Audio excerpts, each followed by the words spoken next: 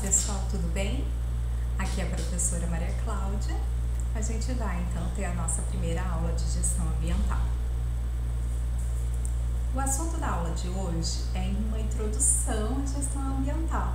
Por que ela é importante? Da onde surgiu? Por que a gente estuda isso, né? O que tem a ver aqui com o curso de engenharia de energia.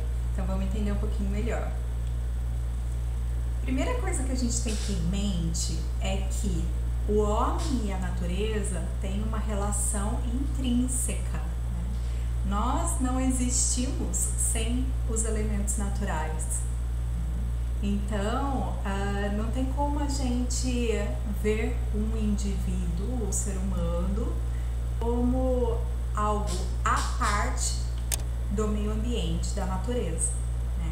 Então, seja por criação divina, seja pela evolução biológica, o homem é parte da natureza e depende dela. Coloquei uma frase aqui para a gente pensar um pouquinho, né? O mundo tornou-se perigoso porque os homens aprenderam a dominar a natureza antes de dominarem a si mesmos. Então, essa relação, ela é muito sensível, porque na euforia do desenvolvimento econômico, o homem acaba esgotando os recursos naturais, como se esses recursos não tivessem fim. Porém, a gente já sabe que não é bem assim, né? Aqui, por exemplo, em uma área desmatada, devastada, né, a gente consegue mensurar parte dos impactos causados, né, pela atividade econômica humana. Aqui, né, numa área degradada, altamente industrial, onde a gente consegue observar a poluição atmosférica. Então, deve ter um senso nesse uso. Claro, nós dependemos dos recursos naturais para o desenvolvimento das nossas atividades. Porém, a natureza precisa ser respeitada, precisa ter esse cuidado, já que não estamos falando de algo infinito. É engraçado e interessante a gente parar para pensar na etimologia da palavra, né? Quando a gente fala recurso natural, a ideia de recurso dá a entender algo que tem valor, né? Então, que pode ser explorado, que pode ser comercializado. Na palavra meio ambiente também tem um conceito, né? Como se a gente não fizesse parte desse meio, né? O meio ambiente significa em latim ambi, vem de ao redor, algo externo, né? Como se a gente não estivesse inserido nesse meio. A mesma coisa acontece com outras línguas, né? Por exemplo, no inglês, no environment, né? Onde a gente tem essa ideia de meio e não exatamente de pertencimento. No francês, environner significa rodear e não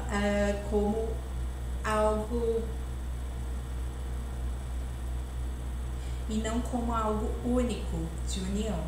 Essa confusão ideológica é tão grande que, se a gente olha aqui, por exemplo, essas três imagens, onde a gente tem um ambiente fabricado, altamente robotizado, um ambiente onde se tem, né, habitações, se tem aqui área de cultivo e um ambiente totalmente preservado. Em quais desses ambientes você diz que há mais desenvolvimento? Provavelmente você apontou a primeira figura, a figura 1. Isso porque a gente associa muito a palavra desenvolvimento com desenvolvimento econômico. Mas não quer dizer que esse ambiente preservado, o ambiente natural, não seja altamente desenvolvido, porque também está cheio de riquezas naturais aqui. Então, a gente acaba valorizando de alguma forma um ambiente mais antropizado, onde já tem toda uma modificação e pouco se vê de elementos realmente naturais. Engraçado, né? E é nesse sentido em que a gente observa que, na medida em que o homem, a civilização foi se desenvolvendo, a natureza foi se degradando. E observando isso é que vem a importância de se falar das questões ambientais, de se ter disciplinas relacionadas ao meio ambiente aqui no curso, uma vez que a geração de energia está altamente relacionada com o uso dos recursos naturais. Então, vocês, engenheiros de energia, têm que ter essa preocupação na vida profissional de vocês.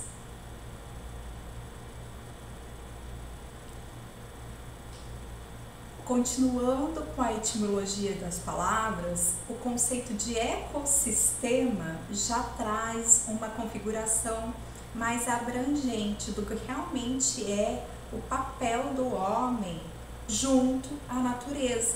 Ecossistema, eco, vem de oikos, que significa casa, ou seja, o sistema da casa, o sistema onde eu moro, né? Então, se faz parte do meu ambiente, né, a minha casa, poxa, o que a gente tem que fazer? Cuidar, preservar, manter. Já a questão de ecossistema, um sistema se faz por coisas interligadas, por coisas relacionadas. Uma vez que elas são interligadas, afetar um elemento, né, do sistema pode mexer, alterar com outros elementos desse sistema. Então, o conceito de ecossistema já nos traz essa conscientização mais de uma forma melhor, de uma forma mais interativa. E assim caminha a humanidade. A gente já consegue observar que a ação humana interfere muito no nosso ecossistema como um todo, que fazemos parte disso. Então, a gente já consegue mensurar que a ação do homem impacta todos os elementos naturais e isso deve ser respeitado. A resposta disso está aí nos eventos climáticos extremos. A gente tem situações, ano após ano, de enchentes acontecendo, queimadas, seca. Em um mesmo ano pode ocorrer chuvas extremamente volumosas em uma região do Brasil, enquanto outras secas, severas. Então, a gente já observa no nosso cotidiano essas reações.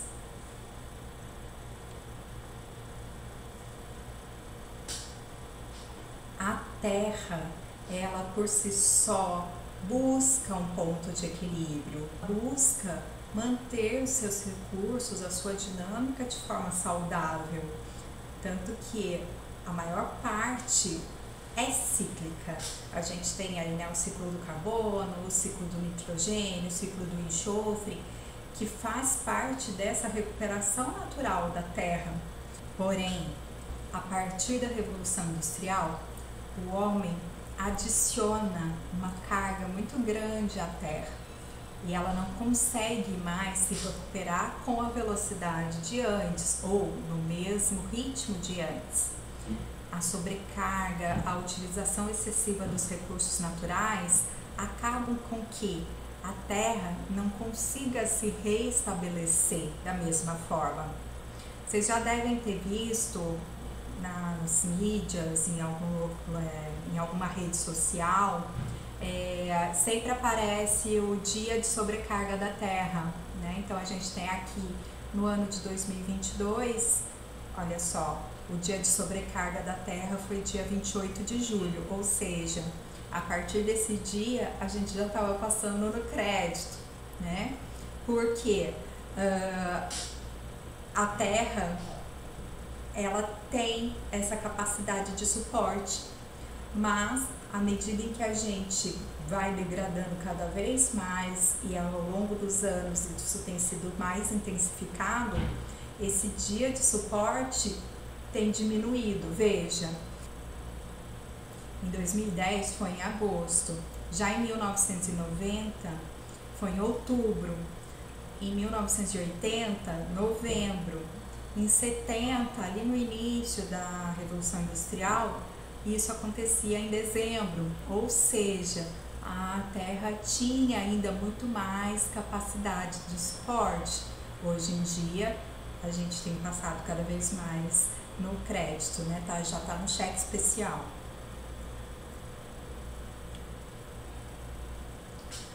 Alguns eventos históricos marcaram essas conscientizações ambientais.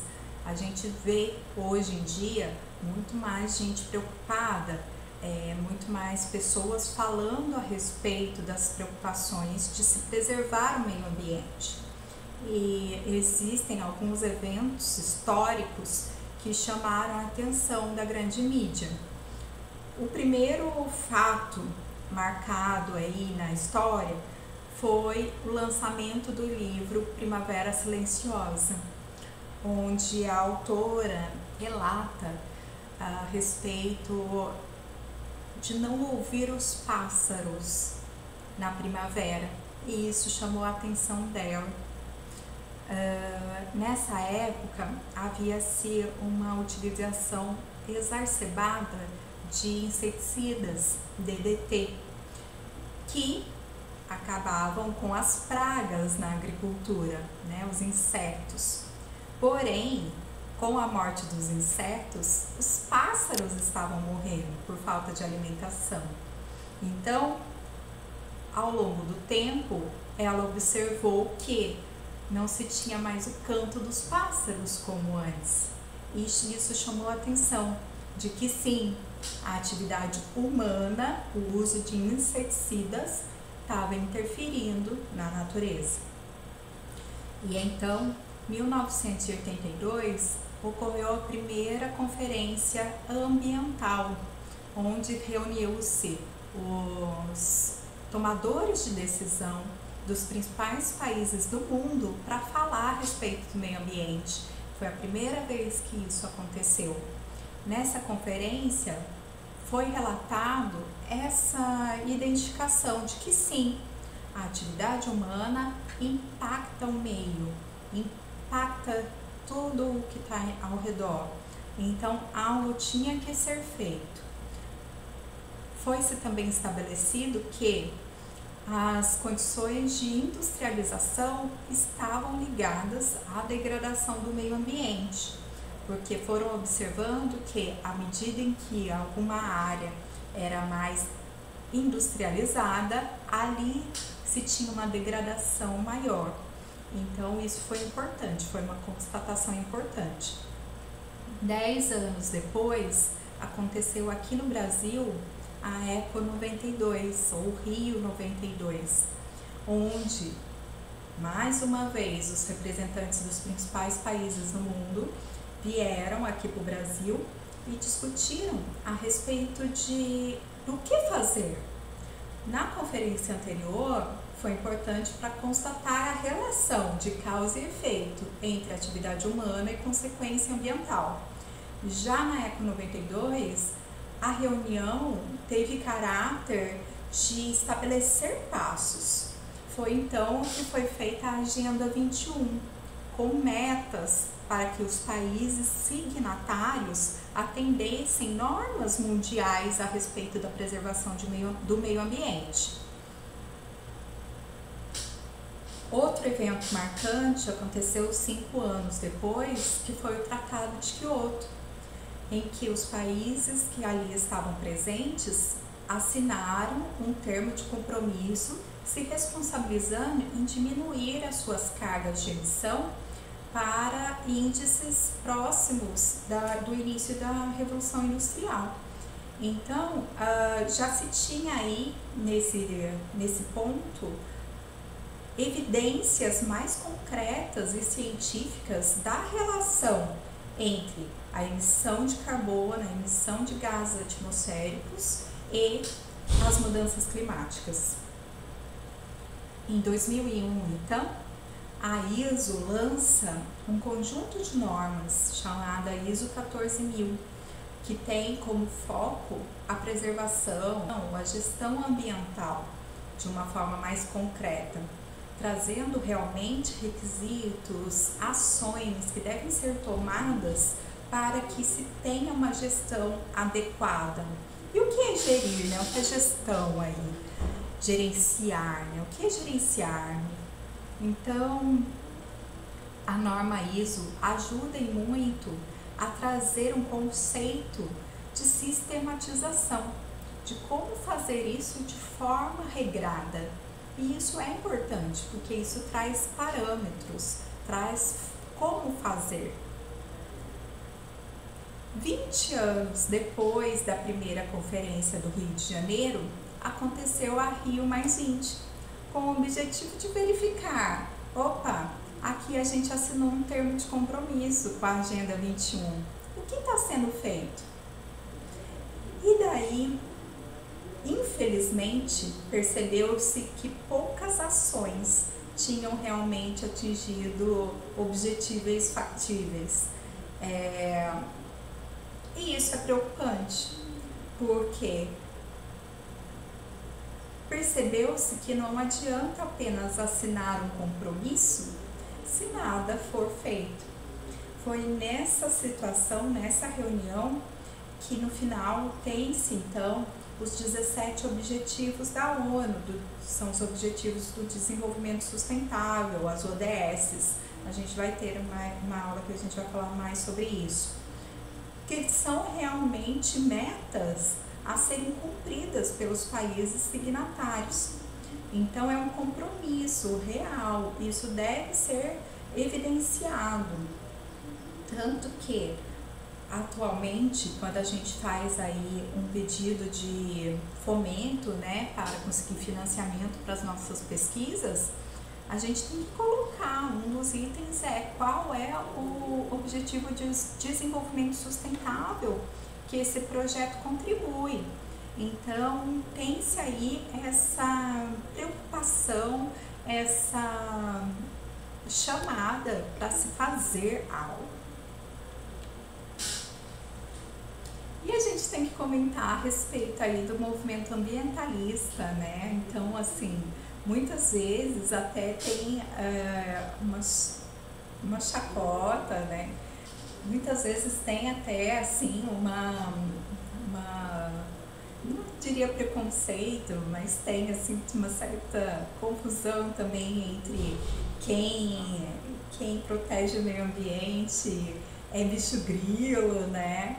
Então, tá ligado com o movimento hippie, né? E esse movimento hippie, ele começou também na década de 70, lá quando a gente começou a perceber que tinha aí, né, essa ligação entre a atividade humana e os impactos ambientais.